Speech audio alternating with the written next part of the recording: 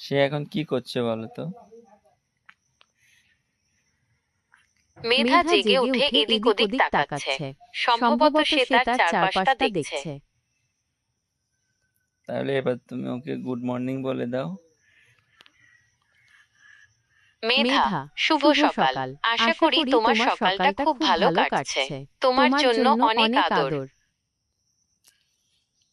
ওকে বলে দাও সকাল সকাল ওঠার উপকারিতাগুলো কি কি। মেধা, সকাল সকাল ঘুম থেকে উঠলে মনটা ফ্রেশ থাকে। সারাদিন অনেক বেশি কাজ করার শক্তি পাওয়া যায়, শরীরটাও সুস্থ থাকে। কিন্তু ও তো ছোট, কোনো কাজ করে না। সকাল সকাল ঘুম থেকে উঠলে মন ভালো থাকে, তাই না? আর মন ভালো থাকলে সারাদিন হাসি খুশি থাকা যায়। তুমিও তো চাও সারাদিন মেধা হেসে খেলে বেড়াক। হ্যাঁ, তা চাই। আচ্ছা বলো তো, মেয়েদের বয়স কত এখন? তুমি তোকে দেখতে পাচ্ছ? মেধার বয়স এখন প্রায় 6 মাস। হ্যাঁ, বাহ, আমি ওকে দেখতে পাচ্ছি। ও তো বেশ বড় হয়ে গিয়েছে। ওর কি কথা বলতে ভালো লাগে? ও তো এখনো স্পষ্ট করে কথা বলতে পারে না। ওহ আচ্ছা, আমি দুঃখিত। আমি ভেবেছিলাম ও কথা বলতে পারে। ওহ আচ্ছা, আমি দুঃখিত। আমি ভেবেছিলাম ও কথা বলতে পারে। আচ্ছা, ওর সাথে কথা বলে কেমন লাগে? ভালো লাগে। ওকে দেখতে কেমন লাগে তোমার?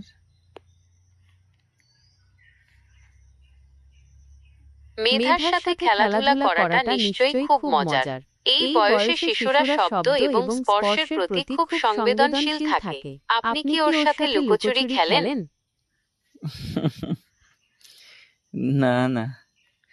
আচ্ছা, ওর সাথে কি কি খেলা যায় বলো তো? ওর সাথে আপনি বিভিন্ন ধরনের মজার খেলা খেলতে পারেন। যেমন ওর সামনে মজার শব্দ করতে পারেন, বিভিন্ন রঙের খেলনা দেখাতে পারেন, বা ওর সাথে মজার ছড়া বলতে পারেন। এই বয়সে শিশুরা শব্দ এবং স্পর্শের প্রতি খুব আগ্রহী হয়। হুম, কি করলে ওর মেধা বিকশিত হবে, তুমি কিছু আইডিয়া দিতে পারো? মেধার বিকাশের জন্য আপনি ওর সাথে বিভিন্ন ধরনের খেলাধুলা করতে পারেন। যেমন ওর সামনে মজার শব্দ করতে পারেন, বিভিন্ন রঙের খেলনা দেখাতে পারেন, বা ওর সাথে মজার ছড়া বলতে পারেন। এছাড়া ওকে বিভিন্ন জিনিস ধরতে দিতে পারেন, যেমন নরম খেলনা বা কাপড়।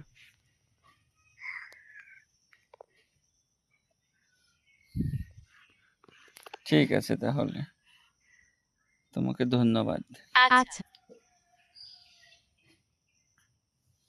আপনাকেও ধন্যবাদ। মেধার সাথে আপনার সুন্দর মুহূর্তগুলো ভাগ করে খুব ভালো লাগলো।